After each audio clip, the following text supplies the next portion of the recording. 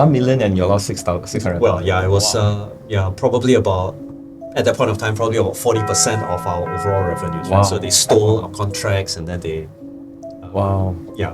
they cut their prices. Yeah. So scaling the business is an inside-out job, right? A lot of people can still do scaling from the outside in. That's not a problem, but it will feel very empty. But more in terms of how do you recharge the resources that are required for the achievement of its goals and vision. That will mean things like managing the people well, having stronger leadership, being able to establish systems and processes that will guide people to do it almost effortlessly. Hey guys, welcome back to My Own Business podcast series. If you're new to this channel, this podcast is about helping service professionals, especially financial consultants out there, to take ownership of their growth, skills, and their future. So in episode number 1, if you have not watched it, we talked about income stability, right? So if you have not watched it yet, just click this button over here and just go back to episode number 1 where we talk about whether fixed salary versus commission, which is better, and how competency can help create stability in your business. Yeah, so today we are going to build on top of that conversation because what I've observed over the years, over the decade, is that most advisors, they don't fail, they don't quit, they don't even perform badly. But the problem that they face is that they stay stagnated over the years. They could be advisors who are productive, they are busy, they have good years, but deep down in them, they have this question that always repeat in their heart, right? Which is, can I repeat this success again, right? After this big case, where can I find the next client? Is this sustainable for me, right? Do I still need to grind as hard, or do I need to grind harder, right, to increase my income? So if you have ever asked yourself this question, this episode is for you, because most people think that advisor fail because they don't work hard enough. But the truth is, many advisors are working hard, right? But they are not growing. So there will come a point in your career where you realize that effort alone is not enough. You'll reach one point where you realize that no matter how hard you work, there is a limit of how hard you can work. Right, and I personally went through this stage where I had 27 meetings in a week. I have 10 appointments a day, and I came to this realization that no matter how hard I work, there's always a limit to how many people I can meet. So if you're in your career where you're thinking about how you can increase your income, how you can scale up what you are doing, so this episode is designed for you because we're going to talk about how we can achieve more with less, right? And how we can help you scale your income beyond your personal limits, what you think is a limit. And that is why today I have invited a very special guest with me. And my guest that is joining me today is someone that I respected for a long time. And I first heard him speaking about 13 years ago in an army camp where my commanding officer invited him to share with us. And even then, his ability to simplify complex ideas about performance, about leadership, actually stood out to me. Until today, I still remember those moments.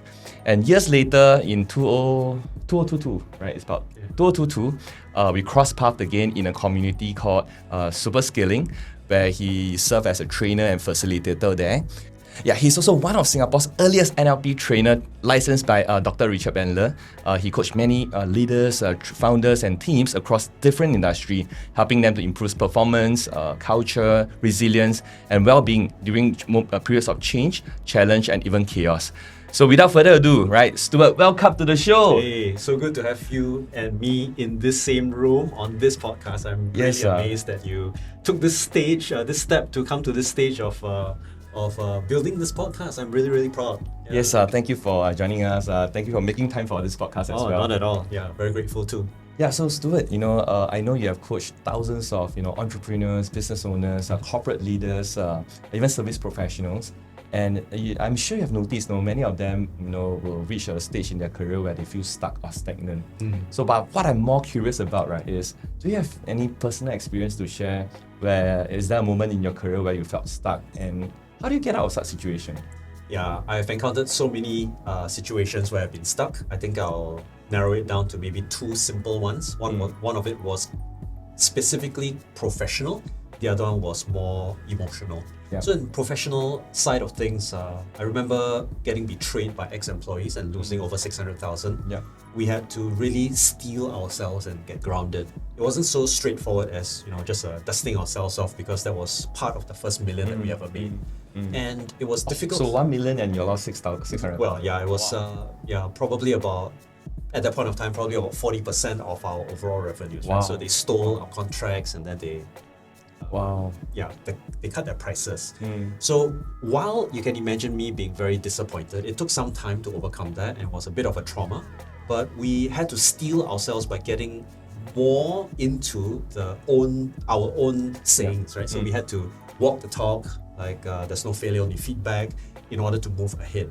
And that, I think, in and of itself, that made us become more seasoned as entrepreneurs. If you've never been betrayed before, you've never made a loss before, you can't really call yourself an entrepreneur. In that sense, it helped us to grow. And likewise, much later in 2019, when my dad passed away from cancer, it was a 5-year battle with cancer. Prior to that, he had diabetes, so it didn't entirely come as a surprise, but it was still painful to lose him, right? What I remember him with his jaundice look, and last couple of weeks before he passed on, he told us a story that he'd never told before, right? The reason why he left Jakarta as a young child a long time ago was he had rich relatives who basically took advantage of them. So he grew up very angry. And when he came to Singapore, that anger kind of like followed him, and as a young child, I modeled that anger. Okay. So I remember after he passed on, I felt this overwhelming sense of anger. I don't know why. It wasn't because anybody made me angry. Then I realized it was transgenerational trauma. And because that happened, I had to dig into some of my knowledge as to what can I do to get past this, right?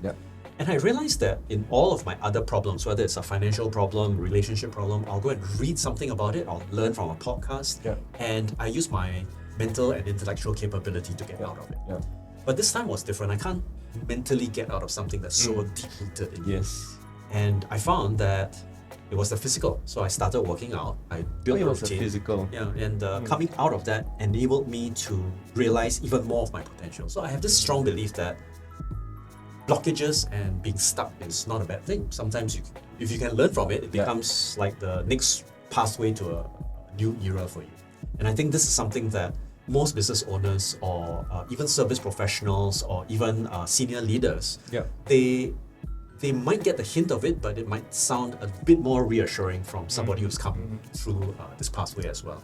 So what I'm getting from you is that when someone is stuck, it has a lot to do with the internal, right? Less about the external. I think a lot of people try to, for example, they want to aim towards a larger business portfolio, or they want to scale their business, which is why we met in the first place.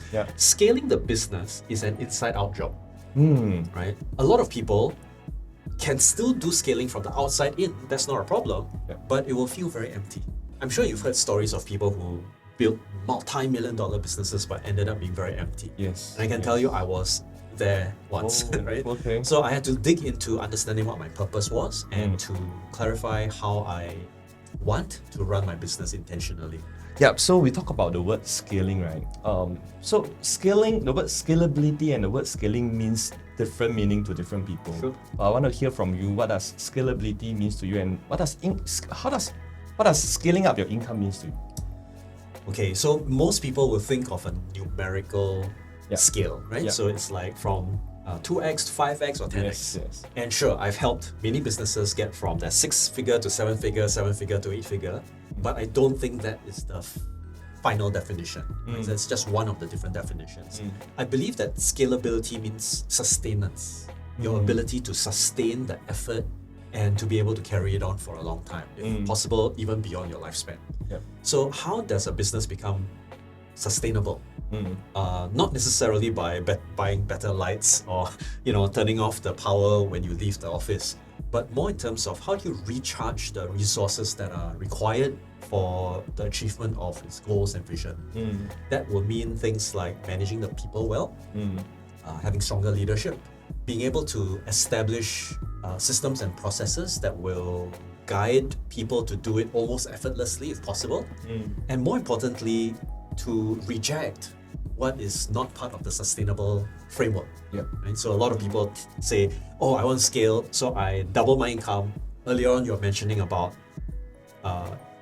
service professionals and advisors, for example, wondering whether they have to work harder, they have to grind harder just to hit the revenue target that they did last year. But why is that even a question? Why aren't they doing it more easily? That's my question. Or effortlessly. Precisely. Yeah. So the scale has to be such that I'm working, let's say, to $500,000. Yeah. And I'm aiming towards that, but I'm doing it in a more sustained, maybe even more free manner. And I think this is the thing that most people get caught up in.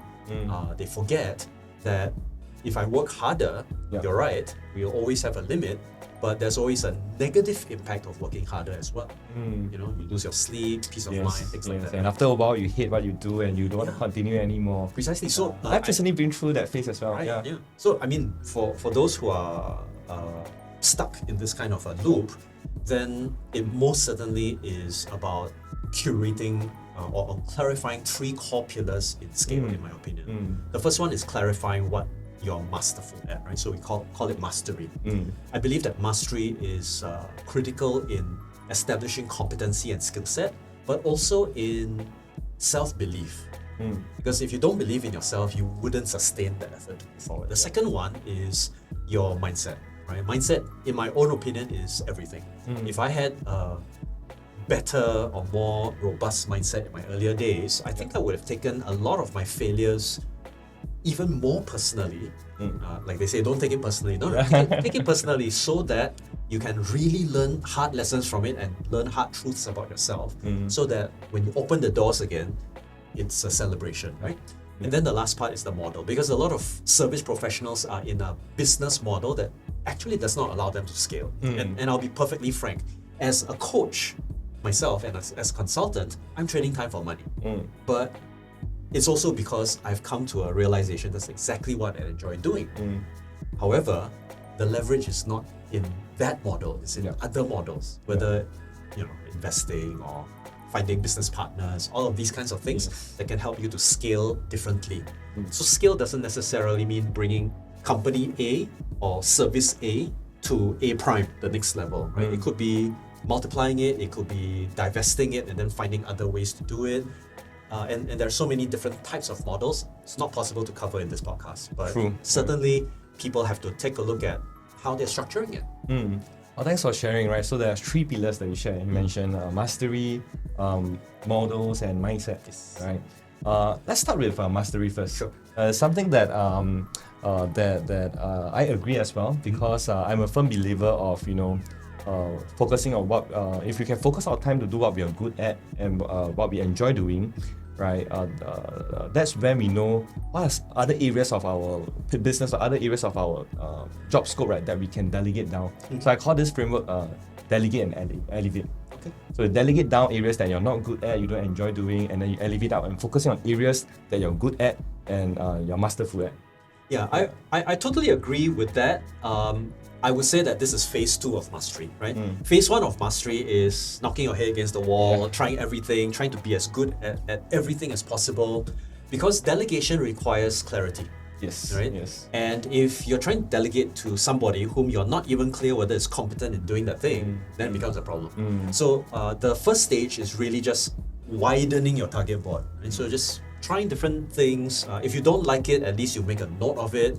Then you have to challenge the mastery of that, right?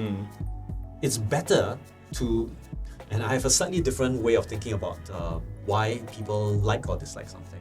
So there are certain things that you like only because you're good at it. True. Right? So do you become good at it first, then you like it, or do you first like it, then become good at it? I mean, there are a ton of things that I like, but I'm terrible at. Like, I like, cooking. Yep. But I'm not particularly good at it. Right? But up to a certain point, if I am suddenly now practicing so much, I become a Michelin chef. Yes, sir. And I get people's praises for it. Wouldn't that make a difference, right? So I feel that you ain't seen nothing yet. Just go ahead and put your effort and your soul at achieving a particular outcome, which is something worthy of your own praise, right? Then you can decide, do I want to get rid of it, or is there something of a higher level of elevation that I want to go to? So the second phase of mastery would then be, okay, now I can decide what to remove, what I don't want, and what I can delegate, and what I can maybe possibly nowadays automate. So all of this talk about mastery has to begin with three fundamentals. The first one is intensity. Just like working out in a gym, if you're just carrying, let's say, a 10 kg weight, and you know that you can carry a 30 kg weight, and you're doing 5 reps of a 10 kg weight, that's nothing. Right? It's not going to help you with hypertrophy or whatever other goal that you want. However, if you go with intensity and you're going with maybe 80% of your max capacity in terms of weight, and then you're pushing yourself to do 6, 8, 12 reps, there's something to be said about that. And when we start learning to push our limits that way, we start to develop a certain self-respect, number one, and mastery of that skill set.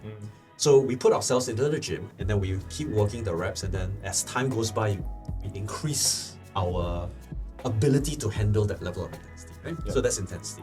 The second one, as I alluded to, is repetition. So I can work out at 100% for one day and completely get trashed for the rest of the month because I got injured, right?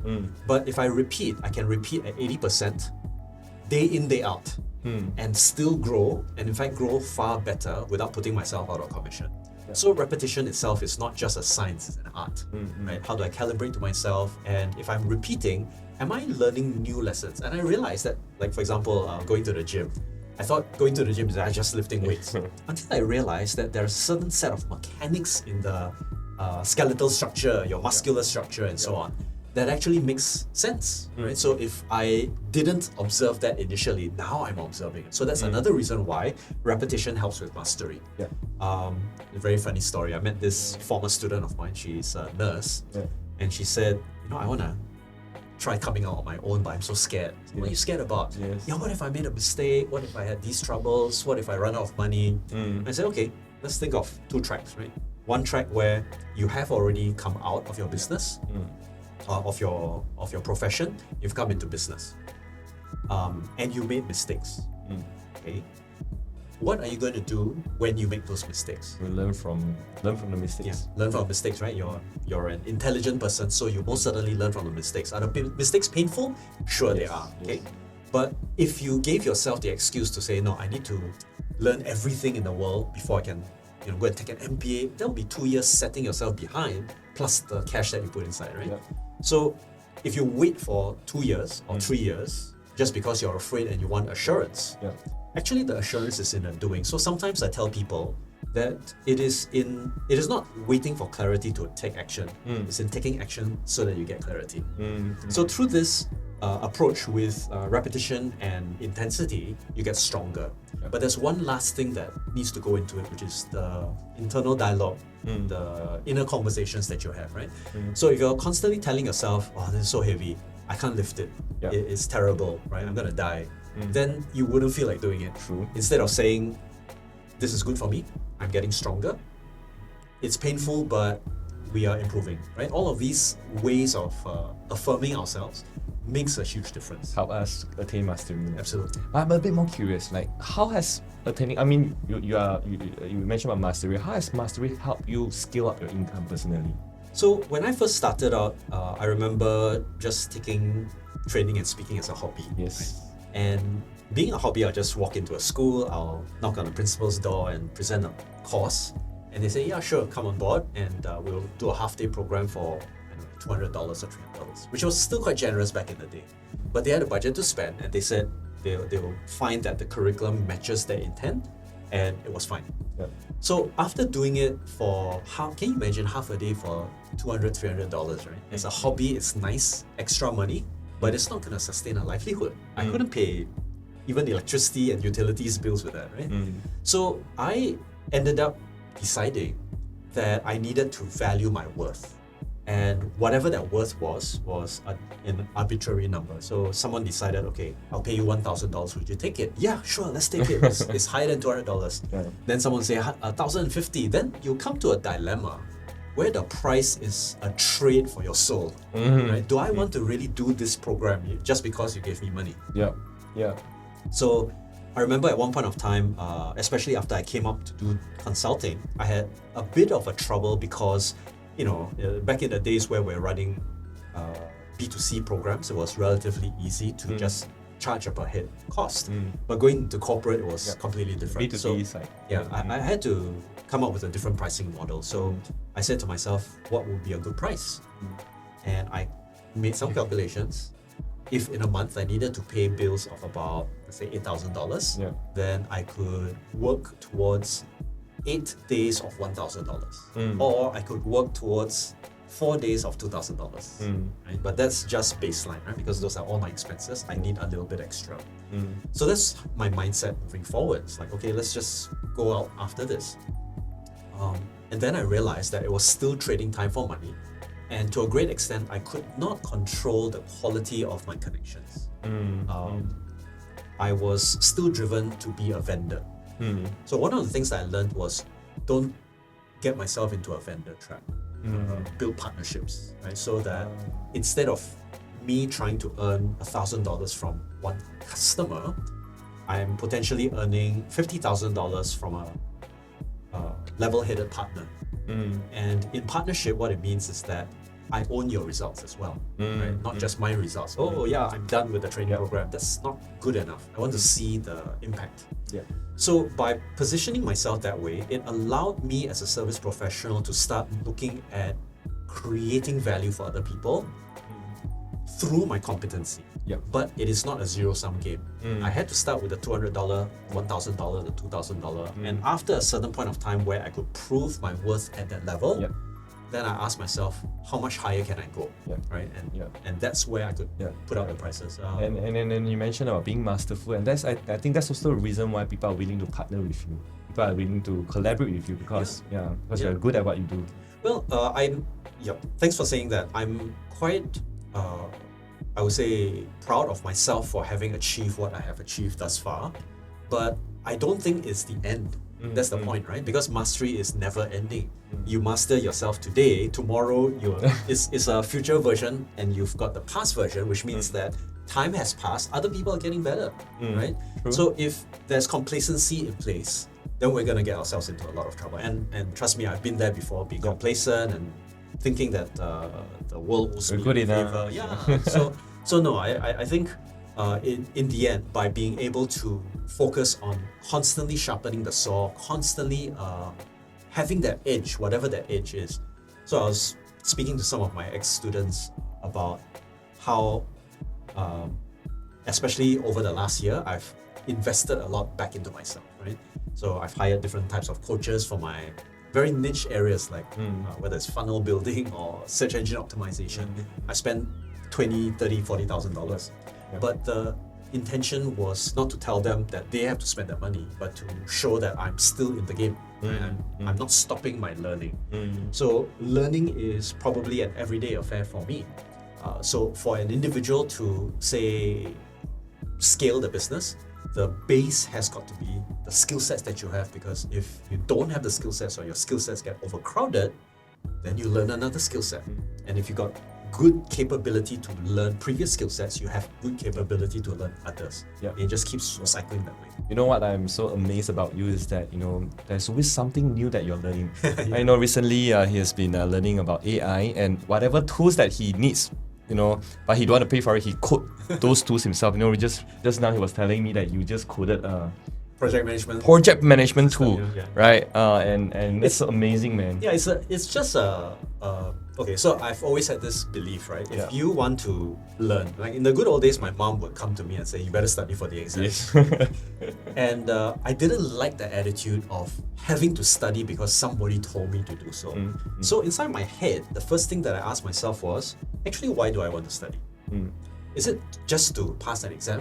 No, I want to stretch myself. I want to prove something to myself, right? So let's set a target and let's aim towards it. But I don't want to be miserable while I'm studying. Yes. So what state must I carry in order to do this well? So the thought that I had was, I have to have fun. If I run out of patience to have fun doing it, then stop doing it for So true. So true. Same for me. I treat business like a game. You know, it's fun, and because it's fun, I'm willing to do it. Although it's tough, but it's fulfilling. You know, when we absolutely conquer levels after levels. Yeah. Precisely. So toughness is not an excuse not to do things, right? Toughness is probably the reason why you want to do it. Can you imagine a mountain climber saying, "I want to climb up the most challenging mountain, and it's Bukit Timah"? I think you fall off your chair because it's not inspiring at all, right? Exactly, yeah. So aim for the Everest.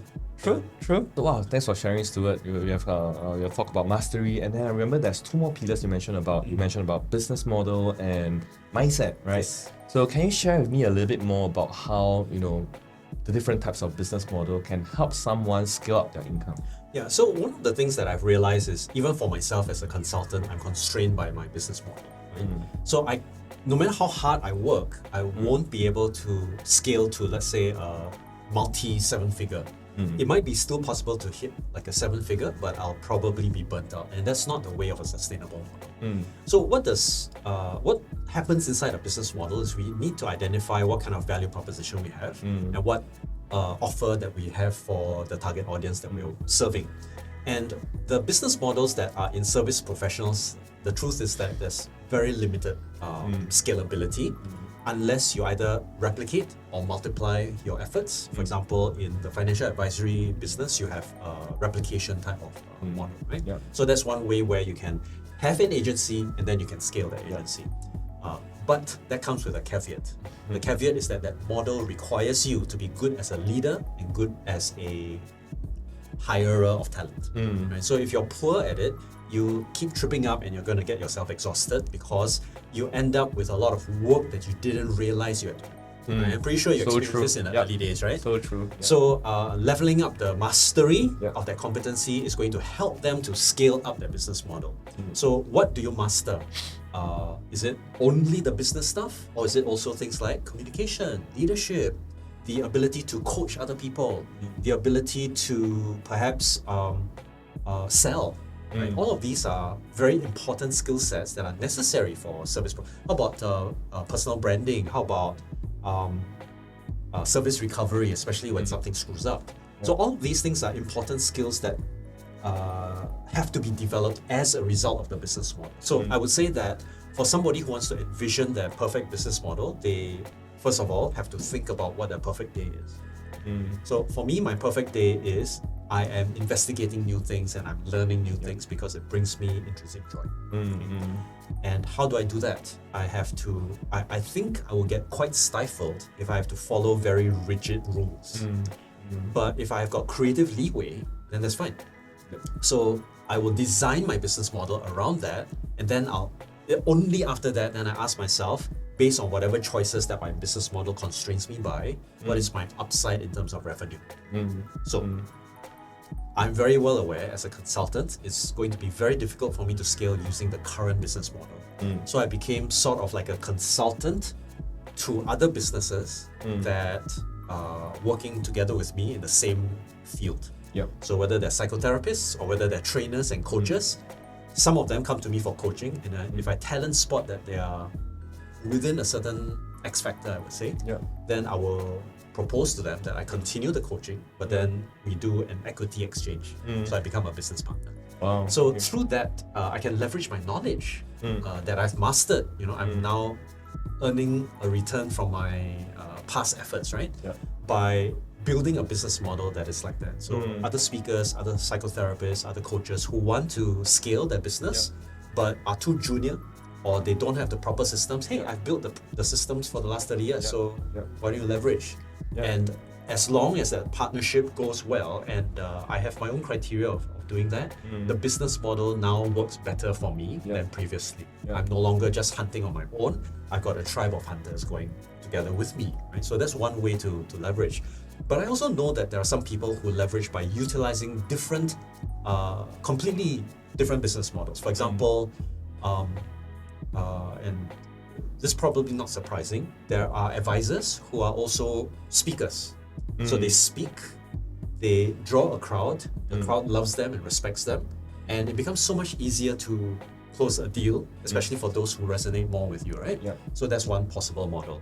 Another model is collaborating with other businesses that you frequent. Like I think you did this at one point of time, right? You went to F&B outlets and you collaborated with them. Yes, the YOLO Hungry deals, right? Yeah, precisely, right? So going out there and striking up possible affiliate deals, referral partnerships, all of these are possibilities because it brings more leads to you. Yeah. Another one is completely opposite, which is you don't look at anything that's related to your business, you look at things that are adjacent to your business. What does that mean? So if I am a trainer and coach or consultant, I might look to form up a business partnership or collaboration with a tuition center. The tuition center may have parents who would like to upgrade their capabilities or skill sets in, let's say, some aspects of psychology like neuro-linguistic programming. And I can collaborate in that way by perhaps supporting them as a consultant in exchange, sort of like exchange in kind. That could be a collaboration as well. Win-win situation. Precisely, right? Another simple approach that and I think some of us who've been in the industry long enough would realize that there are complementing business models. For example, someone who is a real estate agent also owns an interior design firm, and they could, that's almost a direct upsell, isn't it? So when you think about all of these, it becomes more important to be strategic about the business model choice. What are your strengths and weaknesses? So good, right? What are the opportunities that you get, so that, and of course the threats as well, because you want to go into a space not because it is not competitive, but it's competitive and you stand a chance. Yes. Right? So like somebody said, if you want a total addressable market of no competition, then it will probably be zero. Exactly. Right? So go for a competitive market, it's fine. So by plotting out the SWOT analysis, one will be clearer in terms of where this business model is going to be heading.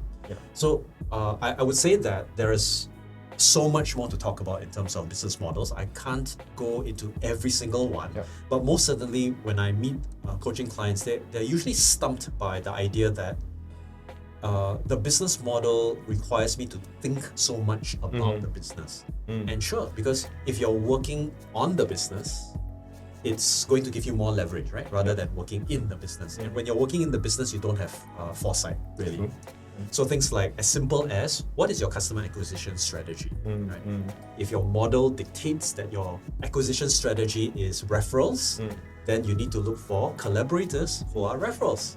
But if it is, let's say, trade in kind, the more that you do, the more busy you become. Is that the model that you want? And if it is, sure. Is it sustainable? Yes, is it sustainable? Yeah. And if you want to make it sustainable, then you have to say no to 90% and say yes to only the 10% that give you the ultimate leverage. So that's how I view models. In any case, for the business model to make sense, even for service professionals and financial advisors at this in this particular context, sure, you can go for those whose annual salary is 100K a year, sell them a typical insurance policy or any other kinds of standard services. But once you get used to it, you become like the proverbial flea in the bottle, right? Where it just keeps getting hit by that ceiling. And once it's removed, it's a mindset issue now. And we're going to go into mindset. It's a mindset issue in terms of trying to go to the next higher level.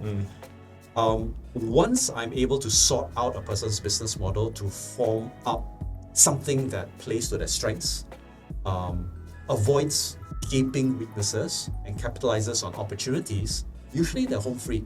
That's one of the reasons why many of my business coaching clients, they actually get almost, depending on whether they're hardworking or not, right? They do get scale. The only difference now is, are they willing to stay with it?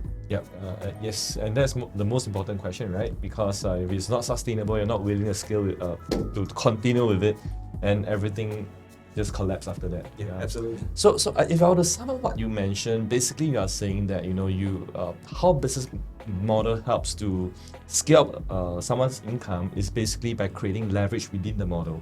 It could be leverage in terms of distribution traffic, could be leverage in terms of certain skills that you need to partner with part of the ecosystem. Yep. And that's got to do with what kind of value you provide, right? Yes. So if you have a skill that is really in demand to a certain niche segment, then that's likely to be valued higher. Yes. Right? So we're always constantly looking at how we can provide the highest possible value to the thirstiest market. No point offering water to somebody who's already drunk a lot of water. Yeah. So to add on to that, right? I think most people, they may not have thought of business model because they might not even have the awareness of where they should strategize and focus their time on, especially where they are not aware about their own personal strengths and their own capability, their own focus. So I just want to share a little bit about our industry. I think many advisors or maybe even agency leaders, they think that in order to gain sustainability in the business, is I need to get promoted to be a manager or director, right? To recruit more agents, right? To have sustainability. Or if not, that I play the AUM game, right? The asset under management. So I manage money, I charge a fee, and every year it recurs. So I was having this conversation with one of my advisors. She was telling me that Dylan, yes, we make good income, but sometimes it seems a bit inconsistent, right? What to me is scalable is every month I must see consistency in income, right? And I told her it's not about promoting to be a manager. It's not about building AUM, but I think it's about where you want to focus your time on, right? Because if you have awareness of that, the next part is, can you accept that? Right? Because if you can accept that, then be so good in this area, and then find partners to leverage on other areas that you're not good at, and you don't enjoy doing. Because think about it, if you move up to become a manager, does it mean that you don't have to work and have income? You still have to work with just a different sets of skill sets. If you do AUM, also different set of skill sets, right? So at the end of the day, I just feel that it boils back down to awareness, which you mentioned about knowing your strengths, knowing your weaknesses, and having acceptance on where you should focus your time and energy on. So for this particular advisor, was she aware of the strategic implications of her choice in the first place? Probably not. Because when we talk about strategy, and this is something that I always do with anybody, like not too long ago, just a few years back, one of my mentees came on board because she was prepared to give up her dream of becoming an entrepreneur to go back to corporate because it was so difficult to her. She was being confronted every single day with her limitations and weaknesses. But there was one thing special that I discovered about her, and that was her ability to be quite thick-skinned. So she was able to approach, and the way I see her handling CEOs like her best friends, I said, this is something special. And even for myself, when you meet somebody whose business is, let's say, a $1 billion business or $5 billion business, you go like, wow, what is this person going to be like, right? You always have second thoughts. So she seemed to be quite okay interacting with these people. Maybe she was hiding it, I don't know. But she was very natural, and it was very apparent that people liked her presence. Right? So I said, do you know this about yourself? And she's going like, well, this is how I've always been. And that's the problem. When people have blind spots, they can't see it. And worse still, when they have a strength, usually they also cannot see it. Because I've been doing this all the time. How can this be special? But you're missing out the fact that when you look at yourself in the mirror, can you say that, okay, it's very funny, right? You look at yourself in the mirror, would you say that you're handsome or beautiful, right? Because if you say that, that means you got a big ego or something like that, right? Or you got narcissistic complex. But the point is that sometimes it's more meaningful for other people to spot the strength in you. So for the average individual who doesn't understand strategy, it's worth studying it. Like how does strategy actually work? I need to find that defining factor that makes it so unique as a proposition for me that in spite of a busy and crowded and noisy market space, I stand out. Right? When I can stand out, then that's where you can find those partners who say, yes, I acknowledge and I respect that strength of yours. Let me handle the rest because I know that you will make the biggest, you'll make the 10x leverage here while I will handle this at the back. Wow, right? so good. So the approach to strategy requires the correct mindset. Yes, that's the next pillar. Yes, you're right. Yeah. So maybe you want to share with us, how has mindset, helped you to scale up your income over the years? So, tell you a story. A couple of times, people who have come to me to try to get their side hustle going or to step out of corporate, or they're transiting out of a government job, right? So the first thing that they tell me is like, or they ask me is, what's it like out there? And my thinking is, you have eyes, you can see, you have conversations with people, you can tell, right? Yes. All you need to do is interact, but it doesn't strike them that way. And the reason why they ask this question, and it's the wrong question to ask, by the way, the reason why they ask this question is because they're filled with fear. And we all know that fear actually prevents us from doing things that we actually ought to be doing, right? So going back to that nurse whom I talked about, she had fear of stepping out because she was afraid of losing her $7,000 salary, right? And to her, it's substantial. Problem is that for the average entrepreneur, $7,000 is like, a fraction of that deal that closed last month, that kind of thing. So the mindset is different because you're pegging your expectations very differently. So mindset entails expectations. It entails your the kinds of needs that you understand about yourself, and are you able to provide those kinds of needs? Like for this person who came to me, it was not that she was incompetent. She was very competent in what she was doing. But did she understand what she needed at that point of time? She didn't. So that's why you gravitate back to your most comfort zone. The comfort zone, which is very, very familiar, right? So okay, I stopped my entrepreneurial journey. I go back to corporate. That would have been the logical thing to do. No one would have blamed her for it, right? Yeah. In fact, the illogical thing to do is continue entrepreneurship. Sometimes we ask ourselves the question: should we continue, right? Yeah. So the mindset goes back to things like: are you clear about what is it that you need in order for the business to move forward? So one of the problems with people who hit a ceiling is, it's not that you cannot set another goal. It's whether that goal is meaningless or not. Whether that goal is meaningless or meaningful. Meaningless. Correct. So if it's meaningless to you, then there's no point. Last year you hit 250k, sure. Then you look forward on 1st of January and you scratch your head and you go, oh my gosh, I gotta go and do the same junk again, right? Yes, very relevant to our Precisely. industry as well. Yeah. So it cannot be about the money anymore. It cannot be. So it has got to be something that's elevated, that impacts society in some shape or form, where you're offering some kind of service. There are some people just don't care about that, right? Like they probably care about their own family, themselves. And that might be as elevated as it gets, right? So if I'm focusing on my own family, then I need to think about my family when I go and do my job, right? So a lot of people say, okay, set a goal. I say, sure, you can set a goal and you can always achieve the goal, because goal setting empirically is a very, very powerful method of achieving whatever you want, right? And it works. Problem is, it works in achieving the goal, not achieving fulfillment. Right? So goal setting is not a fulfillment activator. Okay. Identity setting is a fulfillment activator. So we have to start asking ourselves, like, when I set my mind, there are various components. There's the beliefs you have, the values you have, the identity you have, right? So I always like to start off with, this morning, who should I be to be a good guest on Dylan's podcast?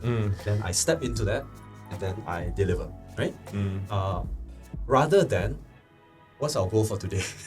Oh, our goal for today is finish the done podcast. Yeah, sure, let's finish it, right? Then that's quite meaningless. True. So, in order for a person to do identity setting, it is a quantum jump of goal setting. What do I mean? Most people, they think about the outcome and they try to move towards it by hard work, effort, hustle, all of that kind of stuff, right? My way of thinking about it is, you cannot try to work harder when you're already running at full speed, right? You're giving it all you've got, and the goal is still so far away. Of course, you'll be tired. So what you have to do is bring the goal to you instead. If it's bringing the mountain to you rather than going to the mountain, right? Okay. So how does one do that? Yes. How do we do that? So whenever I ask people, what is it that you want to accomplish? They say, oh, my best day, my ideal is like this, like this, like this. So I ask them, how real does it look? And to most of them, they go like 2 out of 10. It's just a dream. Okay, so what must you believe in order for this to become a 10? Right? Oh, so many things. And then they get confronted by this because they know they're holding on to limiting beliefs. Yes. So if I dream that I want $1 million business, should I be closing $100 sales? What must I now believe? I must believe that I'll be closing 6-figure sales, Yes. right? I need to believe that I have the capability, or at least the The ability willingness to learn, you know. yeah, and so on, right? I must be able to believe in that version of myself. That's what we call identity setting. Now, when I ask, and this was quite recent, I asked this person, now think about the future that you want and give me a scale, how real it looks to you, 2 out of 10. Yeah. 2 out of 10. What must you believe? Then she gave me this whole list of things that she needs to believe. I need to believe I'm confident of my abilities. I need to believe that the people that I meet actually want the service that I'm providing. I need to believe that I am capable enough of learning even though I don't know the thing. And I need to be capable of letting go whenever I have failure. I say, okay, good. So put all that inside your body and your mind right now and imagine that this is you. When was the last time you were able to do all these 4 things, right? And then she gave me some examples and then I said, okay, with this in mind, you've been able to do it before. Now think of that goal. How real is it now? She gave me like a 7 out of 10. I said, what shifted? It is not that the goal shifted. It's the belief in your identity that shifted. Right? So literally, that picture seems more achievable. Right? So for a lot of people, they literally put the goal away from them and then they have to put in a lot of hard work. And that's always because they're setting the goal that is not associated with that identity. So you focus on identity, who you are, who must you be in order to achieve that, right? And that becomes what I call the future self protocol, right? You sit down and you say, okay, this is my goal. I may not have transpired to achieve anything about it yet, but do I have the characteristics of the person who actually lives there already? And if yes, then it's a matter of time. Yeah. It's a matter of time. Yeah. Wow, thanks for sharing, man. That's so powerful. You know, I hope you have more time to interview you, but I know your time is precious. So if someone wants to know a little bit more about how they can, engage you to help them break through where they are currently stuck at, perhaps they are dealing with anger issues, perhaps they are dealing with moments where they are stagnant, or they probably, they have some traumas in the past, right? How can they engage you and where can they find you? Well, the easiest way is to look me up at stuarttan.com. That's my main website. Yeah, we can put the link below, right? And they can most certainly reach me through social media because I'm quite active on Facebook, IG, and LinkedIn. So they can reach out, have an inquiry. I'll be very happy to have a conversation with them. Usually, what kind of challenges can they look for you for? Quite a number actually. So essentially, anyone who's facing some kind of a transition or some kind of a stuck state, but generally speaking, they're still functional. I mean, it's very difficult for me to work with people who are completely broken down. So those who they know that they're competent, they know that they are confident in achieving certain things, but they somehow keep getting blocked by some kind of internal limitation. Okay, I'm probably the guy to look for, whether it's in a business, their life, or their relationship. That's where I share with them protocols, just like what I shared with you earlier on for Future Self Protocol. Simple steps that can get them to shift their mindset in order to achieve the outcomes that they have planned for. Cool. Sounds good. So if you guys are interested to engage Stuart, you know where to find him. So thanks for sharing, man, Stuart. So in view of time, I have a lot more questions I want to ask you, but I can only ask you one last question. And this question I want to ask on the behalf of our audience, right? Especially those service professionals who are currently still struggling in their business, or they want to break through to the next level, but they find themselves stuck at the moment. Or it could be for those people who are, still standing on the sideline, thinking about whether they should jump into being a service professional, going to sales or into the FA industry, but they still have something holding them back. What would be that one advice that you would give them that can help them achieve income stability and scalability? When I first started out my own business. I treated it as a hobby and I had hobby income. Hobby income, okay. When I moved to really getting serious with scale, I started to get burnt out. But when I started to develop myself, the scale started to show up. And if there's just one thing that I would say is to keep upgrading yourself.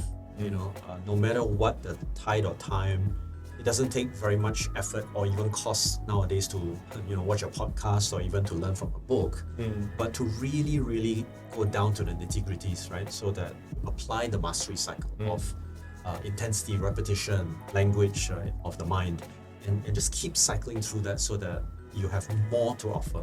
So the way to get more is to be able to offer more. And that can only happen from the inside out. Wow, thanks for sharing. That's such a good answer. Wow, so thank you so much for sharing all your insight with us, Stuart today. And hope to invite you again to our podcast series. So this is episode number 2 of Mind My Own Business podcast series. If you have not watched episode 1, just click the link over here. You can check out what we talk about in terms of income stability. So for the next episode, I have not thought of the title yet, but if you have any questions you have in mind, just comment down in the comment section below. Let us know so I can prepare the content for you guys, and let us know if you have any guests that you want me to invite to this podcast series. All right, with that, see you guys in our next episode.